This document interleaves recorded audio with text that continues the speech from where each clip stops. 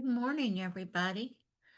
Y'all want to drop a one in the chat box if y'all can hear me so I'll know what I'm doing? Cool, I already see somebody has dropped a one in there.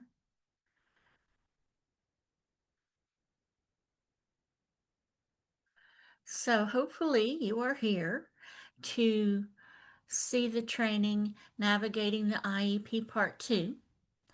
This training is part 2 of a 4-part series on navigating the IEP. We did part 1 last month, and it covered the requirements of notification to the parent for an IEP meeting, IEP team members, IEP exceptionalities, general student information, and special factors to be considered for a child with a disability. Navigating the IEP Part 2 will cover the instructional plan, annual goals, and accommodations. We want to ensure this training is helpful and relevant to you. So we're going to be doing some interactive activities, and there's an evaluation at the end. The evaluation results help us continuously improve our training. It's going to take you less than 2 minutes to do the evaluation. Everyone completing an evaluation will get a copy of the PowerPoint and any handouts we refer to or a list of website resources.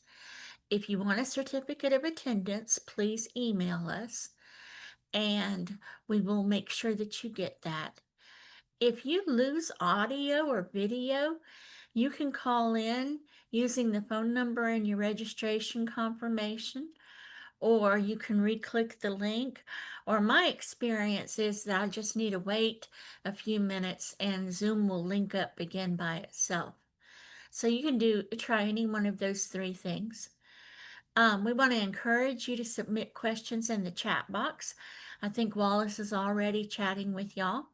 And then there's question and answer time at the end of the training, but y'all don't have to wait till the end of the training. Wallace will tell me if there's questions or chat that needs to be tended to as we go along. So my name's Melinda Elliott, and I'm your presenter for this training. You'll also see Wallace Johnson on here. He is the co-host with me. He's the guy that makes everything run smooth and act right while I'm doing the presentation, and he's chatting with y'all too. Families Helping Families of Southwest Louisiana is one of 10 nonprofit family resource centers in the Families Helping Families network of centers. We're here to provide support to parents of children, youth, and adults with disabilities or special health care needs. We do this through individual assistance, information sharing, outreach, and trainings like this.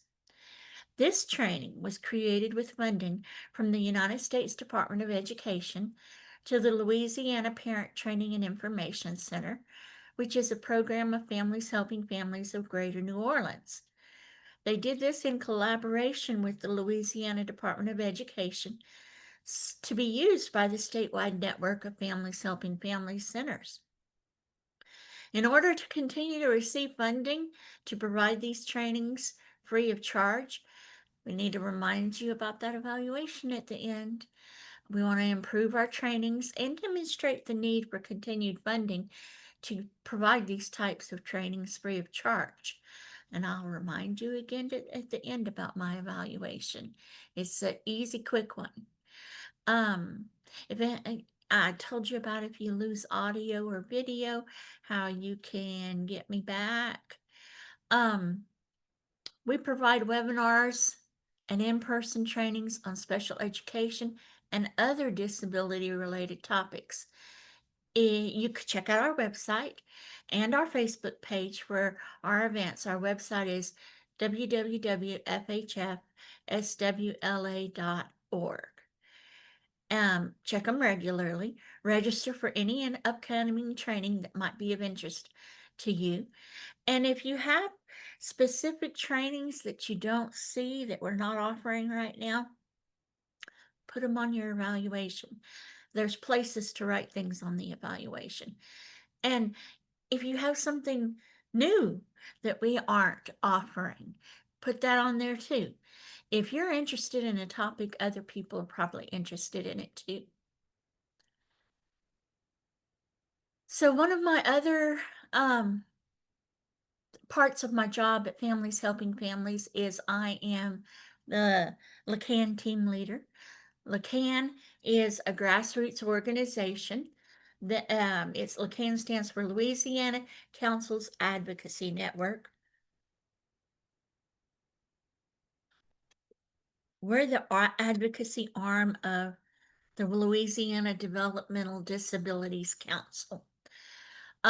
We work with policy in special education and policy and law around um, developmental disabilities, people with developmental disabilities. We do a variety of things right now, like this week, I think. We're going to be deciding on our legislative agenda. We were doing community input during the summer, and we're going to be the DD Council is going to be deciding on the legislative agenda, and those are open meetings. If y'all would like to register, if you need any kind of accommodations yourself or watch them on YouTube, um, it should be an interesting year with everything going on. I help people put together their story, an impactful story, so that we can use it at roundtables. We could use it, I mean, they should be coming up um, like the beginning of next year, and then individual visits as quick as we can once the agenda is solidified. And well, you could use a story anywhere, about one of our agenda items. If you bump into your legislator in the elevator, you could, once it's down on paper, you'll be able to, think of it quickly. It always helps me to have stuff on paper. But anyhow, I help people do that and link up with their legislator. That's the most important, one of the most important parts of what I do. What are you doing when you sign up for LACAN? Wallace has probably already dropped it into the chat. You are signing up to get action alerts and info alerts. You're going to learn more about the disability system than you ever thought possible. There's lots of links in the things that we send, so you can go back and get backstory to some things. Of course, I'm hoping you'll take action. Some people possibly will be able to go to Baton Rouge and tell their story. I mean, there's just all kinds of ways to be involved. Every little bit that everybody can do is fantastic. And yep, that's it for LACAN, unless you have any questions. If you have questions, chat us. We want to start with a quick icebreaker activity that lets me be sure that you're still hearing me. You know how technology is. Sometimes it all works well, and sometimes it doesn't work as well. So, what's your favorite holiday? So, my favorite holiday is Christmas. Uh, there for a while it wasn't. I had 5 kids, and Christmas was always a big deal. And then all of my kids had moved away. But now I have grandkids that live with me, so Christmas is a big deal again. Um, Maybe before I had kids, it was something different. But anyway, so what's your favorite holiday? Y'all chat me up. Wallace? I see a few that say Christmas, and I like Christmas too, and then I guess my next after that would be Thanksgiving, of course. Yes, Thanksgiving is a good one. Halloween isn't bad, okay? Is Halloween a real holiday? Well, Halloween's not bad. well, some people might count that as one. I know the Yeah, kids like it. right. Okay, so let's go ahead and go on. By the end of this training, I hope you're going to have an improved knowledge of the different acronyms used in special education. I am hoping you will understand the importance of present levels of performance and how they tie into annual goals. I want you to understand what a SMART goal is and how to recognize a SMART goal. I will hope you will understand when short-term objectives or benchmarks are required, and hopefully you're going to have a better understanding of the multiple classroom and assessment accommodations available to a child with a disability.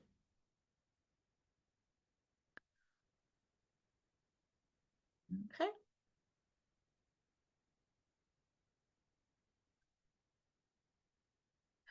Throughout the presentation, I'm going to be using acronyms. I try to always give the full meaning of the acronym, state what it's known by, and then give the acronym. I might go back and forth sometimes, but I want to give you this list on the front end. IDEA is the acronym for the Individuals with Disabilities Education Act, which is the federal law mandating special education services. IEP is the Individualized Education Program, which is the document which outlines the services a qualifying child will receive from their school. FAPE stands for Free Appropriate Public Education, which is the cornerstone of IDEA.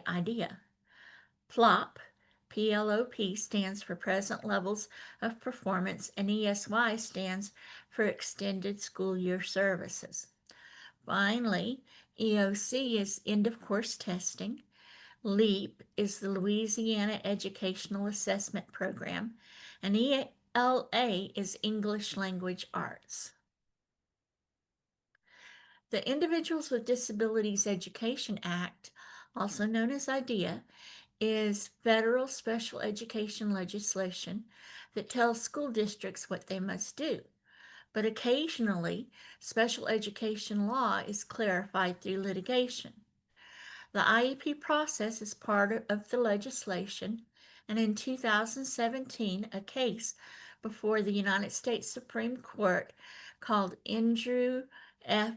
versus Douglas Country School District sought to bring clarity to the IEP process by answering the following question: what is the level of educational benefit school districts must confer on children with disabilities to provide them with a free, appropriate public education, FAPE, guaranteed by IDEA, the Individuals with Disabilities Education Act?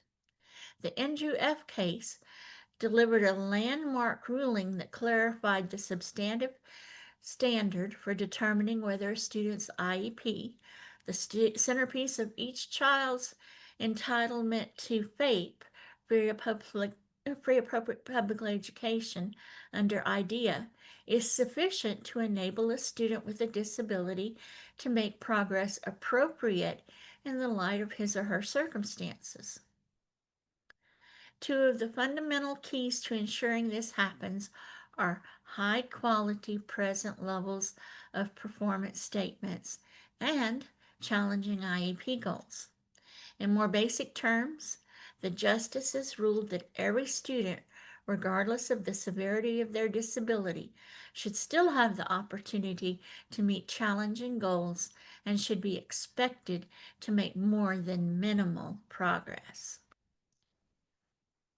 We learned in navigating the IEP Part 1 that the IEP is broken down into these sections.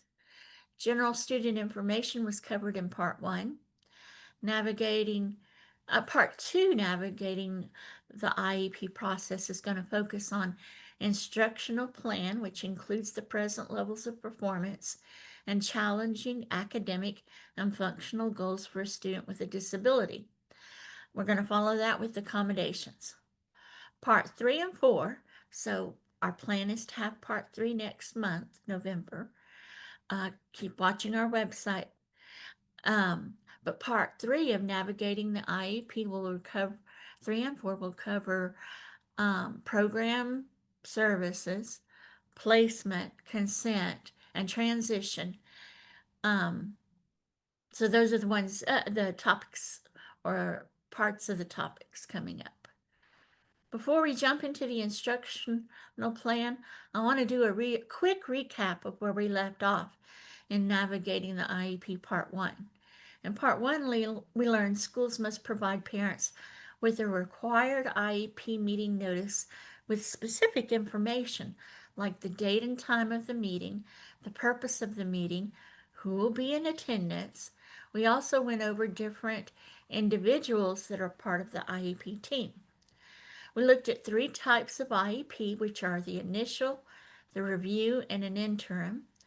We went over different sections of the IEP along with the 13 exceptionalities, as well as we discussed the general student information and special factors of behavior, communication, instruction in Braille, assistive technology, and health needs. The final step was identifying the educational needs. The educational needs to be considered are 1, academic or cognitive.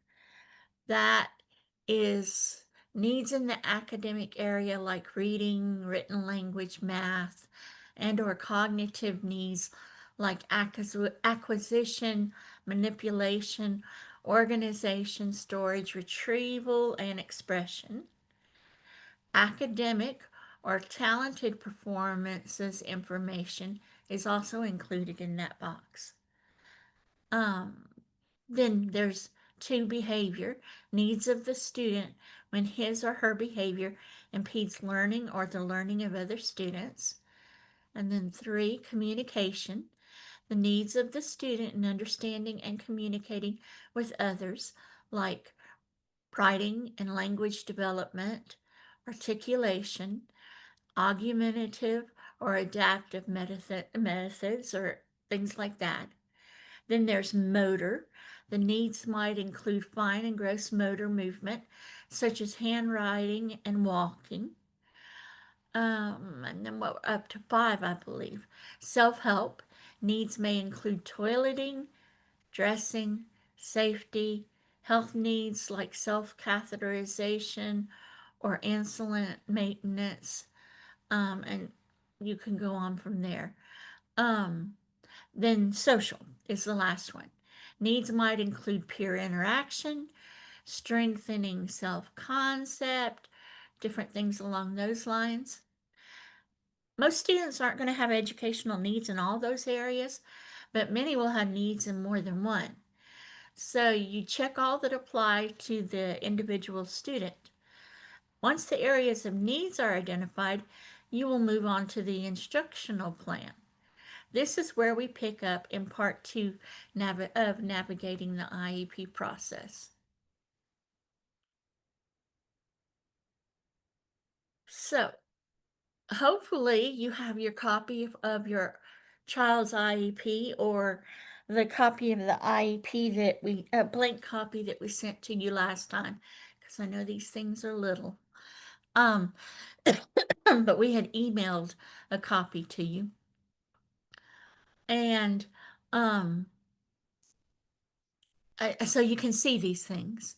Once the IEP team determines the areas of need for a student, each one is put on a separate page on the educational need area. So math might be there, reading, English language arts might be there, behavior might be there. The content area refers to the specific areas of educational needs. For example, if the area of your educational need is academic cognitive, your content area might be math. If you have more than one content area for educational need areas, you'll need to complete a second sheet, or third or fourth, how many ever you need, he needs, your child. Let's look at it a little bit more to make it clear. If the IEP team determines this, and if they determine the child's educational needs are academic, cognitive, communication, and self-help, that's 3 needs. So there's going to be 3 separate sheets. However, if under each of these are separate content areas, then you'll need an additional sheet for each content area because you'll have different goals for each content area. So, under the content area, there are 4 items and check boxes. We're not going to go into great detail about these right now, but some minimal information. The ESY box is for extended school year services. This box is only checked after the student has been determined eligible for extended school year services and will work on that goal during extended school year. Then there's the targeted for secondary transition box. If the goal supports your child's transition needs, which are documented under Transition Services Action Steps on the Transition Services page. That's going to be a big part of our next webinar, this kind of information.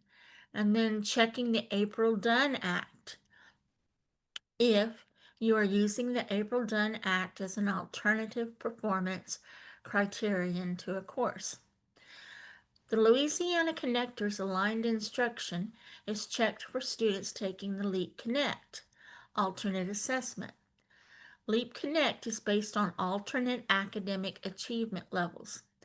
While all Louisiana students are included in reaching for results, there's a small percentage of students with disabilities for whom the general statewide assessments are not appropriate.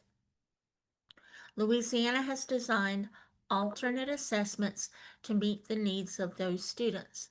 LEAP Connect correlates to the Louisiana Extended Standards that are extensions of the state academic content standards. The extended standards capture the essence of the content standards and provide a way for students with significant cognitive disabilities to access the general education curriculum. Also included in the need area are related services. IDEA, the Individuals with Disabilities Education Act, defines related services as transportation and such developmental, corrective, and other supportive services as are required to assist a child with a disability to benefit from special education. IDEA specifically mentions speech language pathology, audiology services, interpreting services, psychological services, physical and occupational therapy, recreation, including therapeutic recreation, early identification and assessment of disabilities in children, counseling services, including rehabilitative counseling, orientation and mobility services, and medical services for diagnostic or evaluation purposes. Related services may also include social health services, school nurse services, social work services, parent counseling, and training. That's a pretty good list. It's pretty extensive, but IDEA doesn't consider it the only things on the list. You could have other things that go on here. We're going to send you a related services handout that have additional definitions and explanations on it. Next, on the instructional plan is the present levels of academic achievement and performance. IDEA requires that each IEP can include a statement of the child's present levels of academic achievement and functional performance. That statement is crafted by considering the areas of development in which the child with a disability may need support. That can be broken into 2 parts: academic achievement and functional performance. It also includes how the child's disability affects the child's involvement and progress in general education curriculum, or for preschool, how the disability affects the child's participation in activities with their non-disabled peers. Academic achievement usually refers to a child's performance in academic areas like reading, language arts, math, science, and history. Therefore, when we talk about academic achievement, we're talking about academic subjects a child studies in school and the skills the students expected to master in each of the subject areas. Children's circumstances will vary, which means that the examination of the child's academic achievement and performance is an individualized consideration. Where does the child stand academically? And a critical question, how does the child's disability affect his or her involvement and progress in the general education curriculum? The present level statement must contain a description that answers those questions.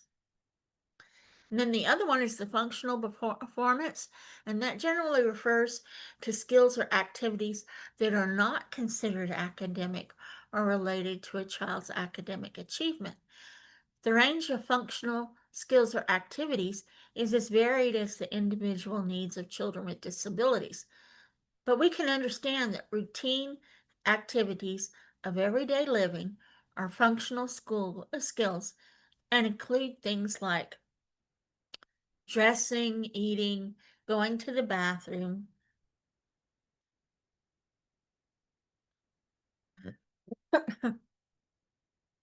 Social skills like making friends and communicating with others.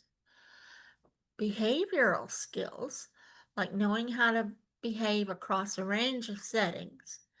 And mobility skills like walking, getting around, going up and down stairs.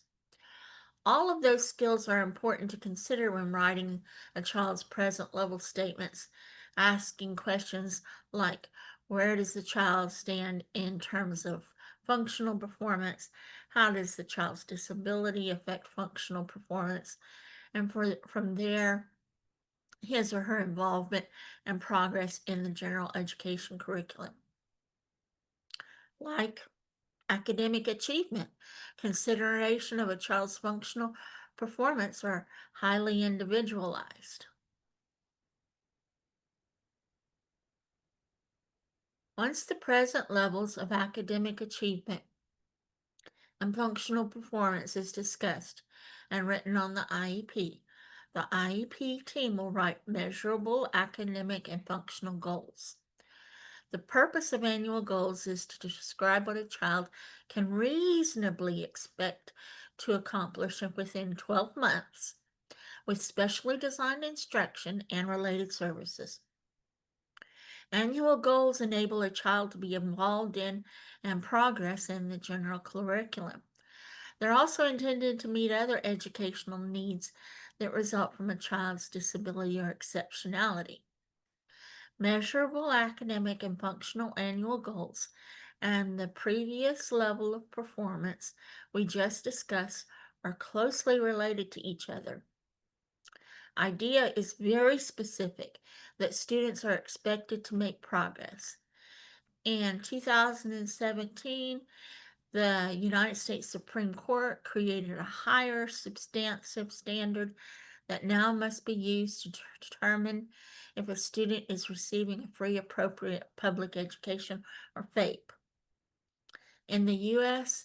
Supreme Court case decision, the justices wrote, a school must offer an IEP that's reasonably calculated to enable a child to make progress appropriate in light of the child's circumstances. The court additionally emphasized every child should have the chance to meet challenging objectives.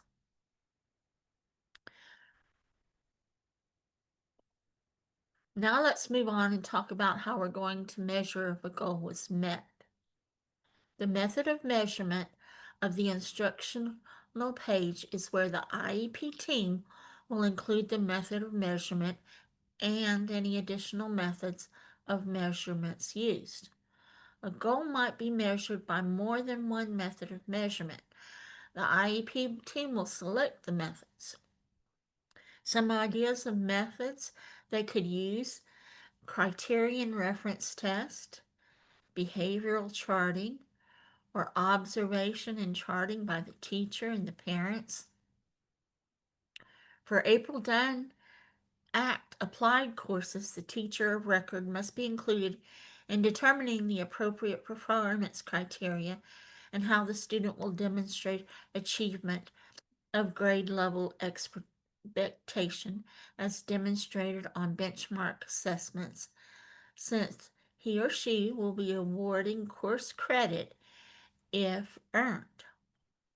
The teacher of record must also be included in monitoring and assessing student progress throughout the course. The IEP team will determine if the student has met IEP goals, determine if the student has met minimum competencies necessary for promotion as defined by the teacher, and if necessary, review the promotion recommendation made by the teacher and determine if promotion to the next grade is appropriate. Next, you're going to fill in the actual date on which the goal was achieved. So that's going to be an ongoing process. Short-term objectives or benchmarks are required for all students participating in alternate assessments or who are pursuing alternate performance criteria because they are April Dunn Act eligible. IDEA doesn't require them for any other student, but it also doesn't state they can't be used if the IEP team deems it to be appropriate. Short-term objectives or benchmarks describe intermediate steps that describe major milestones that lead to the annual goal. They must be written in observable student behaviors and must be specific and clear. Special conditions, such as the need for specialized instructional materials or adaptive equipment, should be included. Evaluation criteria must be included in the performance standard to determine the achievement of the objectives or benchmark. Those criteria should also indicate the minimum acceptable standard for the student's performance and the ability to meet the criteria consistently and reliably throughout trials, like without an error in 9 out of 10 trials, or maybe an average period of time. So, like 10 times a day for a week without error. The final part of the instruction plan is the personnel responsible for implementing the goal. The IEP team will check off the person or persons responsible for the goal. Remember, there's no limit to how many of those pages you can have in the IEP. You'll have a different page for each academic or functional goal. So, Wallace, I'm close to halfway done, or maybe a little over halfway done. Do we have any questions? Not at this time. Okay. Y'all don't forget to chat me up if y'all think of something. So I want to stop for a minute. It's a lot of information. Are y'all sure y'all are ready to move on? Next, we get to go over SMART goals. I like SMART goals. So let's see. We've now gone over the present levels of performance, annual goals, how they'll be measured, and the use of short-term objectives. Now let's go over one of the ways you can make sure to write good IEP goals. A SMART goal is a well-established tool anyone can use to plan and achieve a goal. IEP goals should be specific, measurable, attainable, realistic and relevant, and timely. We're going to discuss this a little bit more over the next few slides. The S in SMART stands for specific. The goal is specific in naming the skill or subject area and the targeted result. A specific goal would be for Adam to read a passage orally in a grade level book at 110 to 130 words per minute with minimum errors. That's more specific than saying Adam will be a better reader or improve his reading level, right?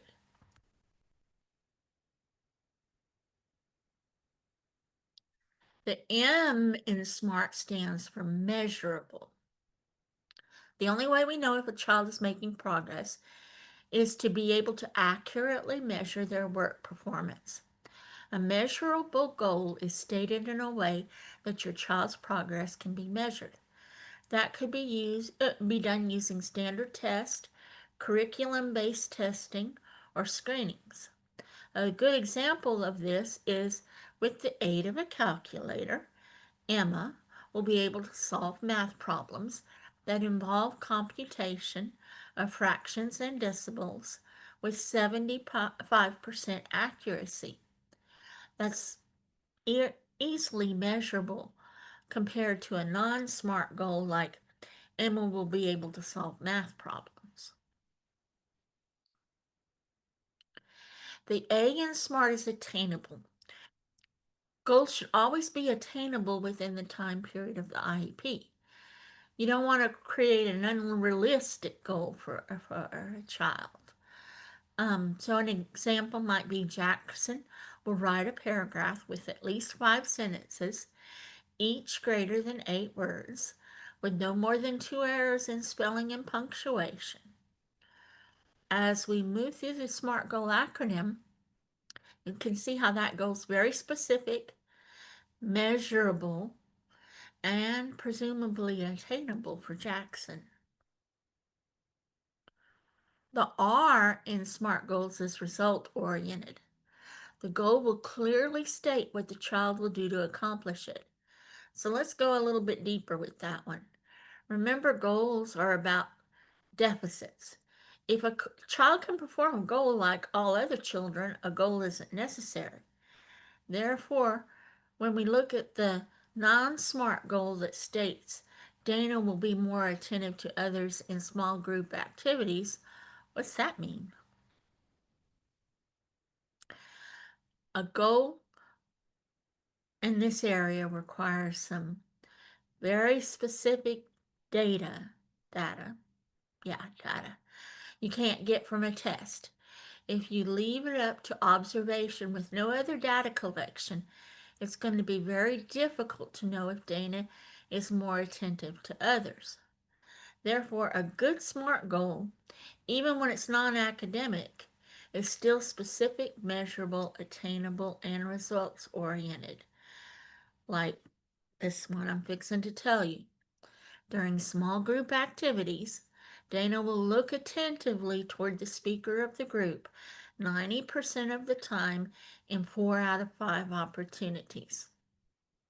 Teacher can easily collect data to determine if progress is being made towards that goal. The final part of the SMART goal is the T for timely. A SMART goal will include a time frame in which a child will achieve it. Often we make assumptions that the goal for is for the IEP period, which is like normally accurate. However, there might be times when the goals are for shorter periods of times. Adding a specific time frame makes it clear when a child is expected to reach the goal. In our SMART goal example, you'll see that Jeremy is expected to reach his goal by May 15th, and his progress will be measured monthly. One of the handouts we're going to send you is for SMART goals. So before we move on, let's look at this goal. Monica will correctly add 2-digit math problems. Is that a SMART goal? And what might be missing from it? You can use the chat box to give us a response. Oh yeah, please.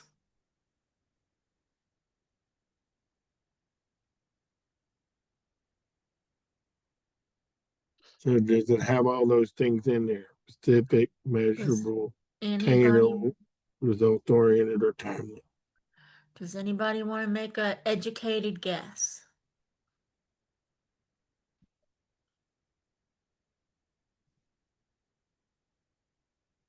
Nobody wants to respond. I Are know you y'all are there. are y'all scared? I Are y'all not sure? Looks like somebody said yes. Or was that something before? believe that was the previous. Ah, maybe. Okay, well, I'll go ahead and tell you.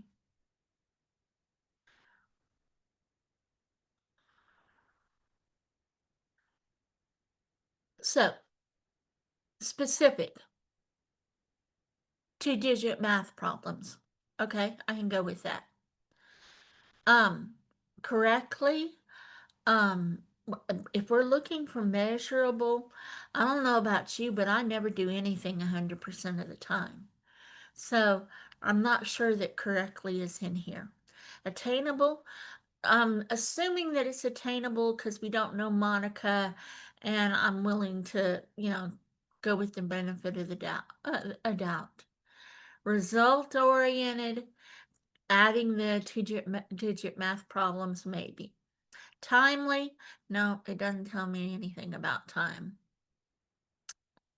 So that's what I think, anyhow. Y'all chat me up if y'all think something different.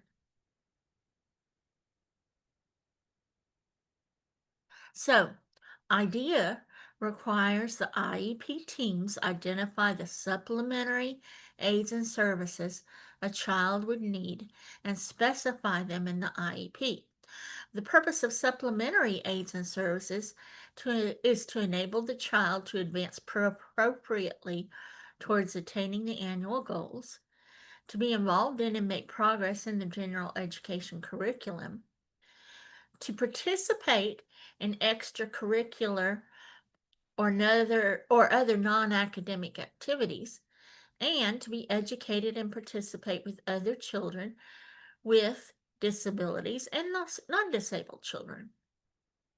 Supplementary aids and services are also often critical elements in supporting the education of kids with disabilities in regular classes, and they're participating in a range of other school activities that their non-disabled peers participate in. Practically speaking, supplementary aids and services are most commonly found in the use of accommodations. Additionally, IDEA requires students with disabilities take part in state or district-wide assessments. To support students with disabilities in taking state or district-wide assessments, accommodations and modifications might be necessary. Accommodations used for annual assessments should be routinely used for the classroom instruction and testing. IEP teams need to carefully determine what accommodations are needed in the classroom and assessments. If you look at this IEP page for accommodations, you're going to see that there's specific columns for classroom instruction and classroom testing. Then everything falls under statewide assessments. In all, there's 7 pages of accommodations. That's why we try and send you a copy and provide you a link to a copy of the IEP, because sometimes some schools only print um, accommodation pages where they've marked something, and we want you to be able to see all 7 pages, to be able to consider everything on those 7 pages. But those accommodations are broken down into presentation, response, timing, scheduling, and setting. Unique accommodations can be requested for presentation, response timing, and scheduling and setting accommodations. At the end of each section is a place for the IEP team to add the unique accommodations for the student. However, I want you to note that the Louisiana Department of Education must approve their use on the state assessments. At the very top of the page, you'll see ESY instructions and none. The ESY box is only checked after the student has been determined eligible for and will receive ESY services or extended school year services and needs accommodations. If no accommodations are needed, then none's going to be checked off.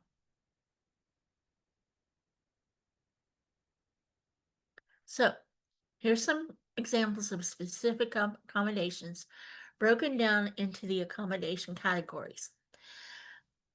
Pay attention that what the student is learning hasn't changed. The only change is how the material is presented to the student, how the student responds, if the student needs his time or scheduled or altered to participate, and possibly the setting in which the student will participate. So I'm going to let y'all read those yourselves. You're going to get a copy of this PowerPoint. I'm not going to read it to y'all. That's the end of the accommodations section of the IEP. Remember that accommodations are usually the key to success in the general education classroom. We're also at the end, I think we're early, not too early. We're also at the end of navigating the IEP Part 2. Part 3 of navigating the IEP will pick up with program and services, which includes the options for assessment, if the child needs special transportation, what classes and activities they will do with regular education students, and the extended school year, the ESY criteria.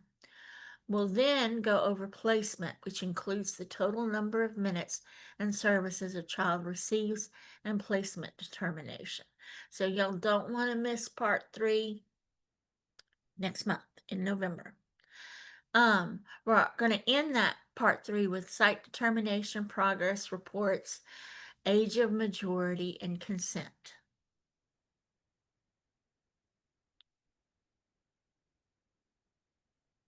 Here's a list of all those resources we mentioned in today's training. Links to those resources will going to be in the PowerPoint when you get them. When you get this after you do your evaluation, right?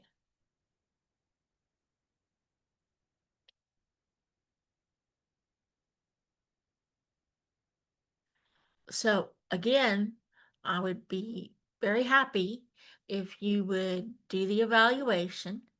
Wallace has dropped the link to the evaluation in the chat box. You'll also get an email with it. You don't have to do it twice. The information helps improve our training. And well, we're up to questions and answers. So we haven't had any questions so far. Is it as clear as mud?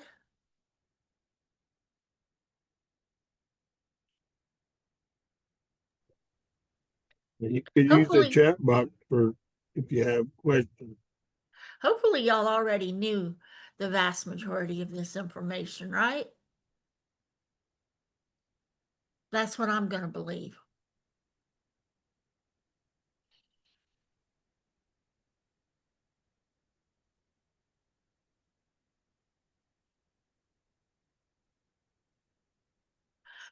If you think of something, sometimes it takes me a while to think of questions and to sort of chew on information that I get. So if you have questions afterwards, just like I want you to email me for your certificate if you want one, email with your question.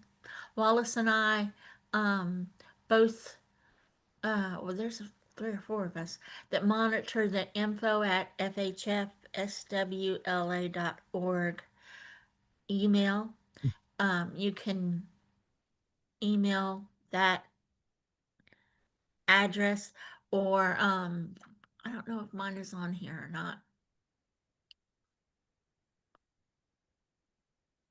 Is it at the beginning? I Maybe. believe so. Yeah. You have my email at the beginning. You can email it to me. I'll make sure your questions get where they're supposed to go, and or answer them myself. But we want to thank you for participating in the training, navigating the IEP Part 2. I'm going to hang out for a few minutes in case somebody thinks of a question, but y'all do my evaluation and I'm really glad y'all were here today.